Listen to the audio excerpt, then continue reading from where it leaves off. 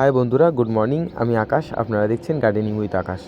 বন্ধুরা, এখন কিন্তু সব গোলাপ গাছে ব্যাসাল শুট আসার টাইম।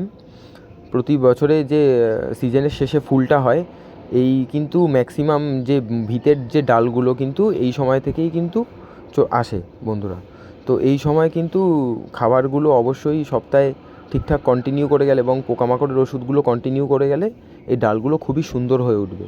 তো এই ডালগুলোকে বড় করতে এই ব্যাসাল যখনই আসবে, ব্যাসালের মাথায় যে কুঁড়িটি হবে বন্ধুরা, তো কুঁড়িটি কিন্তু কুঁড়িটিতে জাস্ট ফোটার আগে যখন কালার আসবে তখনই কিন্তু কুঁড়িটি কেটে দিতে হবে। তাহলেই কিন্তু প্রত্যেকটি ব্যাসাল এরকম সুন্দর ফেটে কিন্তু সুন্দর ব্রাঞ্চিং হবে। তো বন্ধুরা, আমি এখানে 1 থেকে 1.5 গ্রাম পর্যন্ত 19-19-19 নিয়ে নিয়েছি, বা 20-20-20 যেটাই বলো। আর তার সাথে 1.5 গ্রাম ম্যাগনেসিয়াম সালফেট। তো এটা আমি 1 লিটার জলে করে কিন্তু এরকম টবের চারিপাশে ঘুরিয়ে ঘুরিয়ে খাবারটা দিতে হবে বন্ধুরা। এটা একদম সকালবেলা উঠে খাবারটা দিয়ে দিলে খুব ভালো হয়। তারপরে বন্ধুরা, যখন জল লাগবে তখন নর্মালি জল দেওয়া যাবে।